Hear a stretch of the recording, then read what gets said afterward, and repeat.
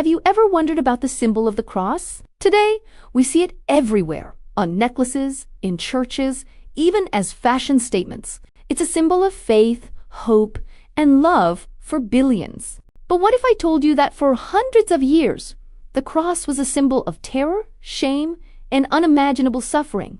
A symbol so horrific that people would avert their eyes in fear.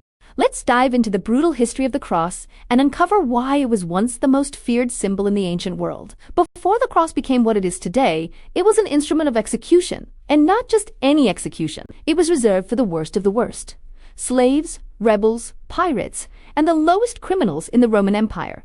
The practice known as crucifixion was designed to be the ultimate public deterrent.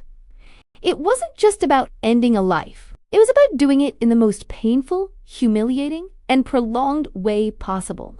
The Romans were masters of psychological warfare, and crucifixion was their masterpiece of terror. Imagine this.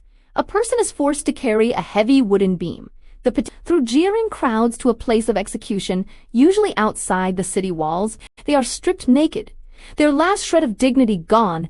Then they are nailed or tied to the cross. The nails, long and iron, would be driven through the wrists and feet.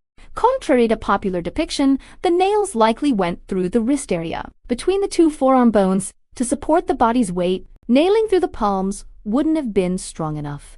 Each movement, each breath, would send waves of excruciating pain through the body. But the physical pain was only part of the horror. Crucifixion was a slow, agonizing death that could last for days. The primary cause of death was often asphyxiation.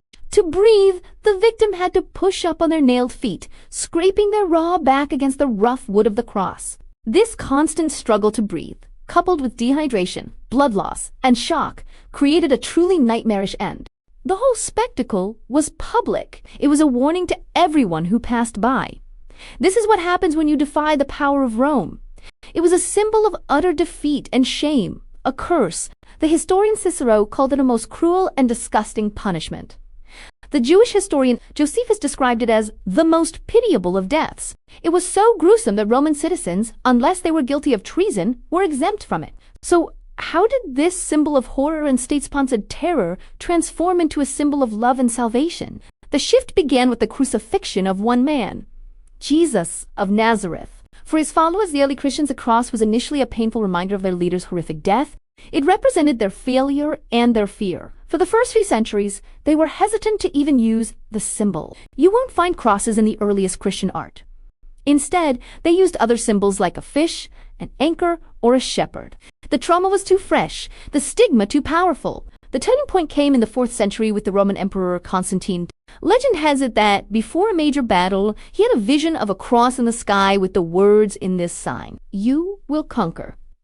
After winning the battle, Constantine converted to Christianity and effectively ended the persecution of Christians throughout the empire. He also abolished crucifixion as a form of punishment. Slowly but surely, the cross began to be reinterpreted. It was no longer just about the suffering and death, but about what came after, the resurrection. It transformed from a symbol of defeat into a symbol of ultimate victory over death itself. The cross became a testament to sacrifice, divine love, and the promise of eternal life.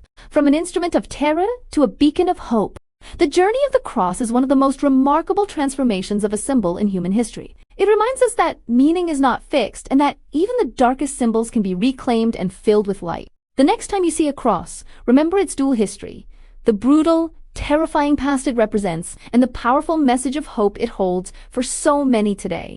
Thanks for watching. If you found this history as fascinating as I do, hit that like button and subscribe for more deep dives into the symbols that shape our world. See you next time.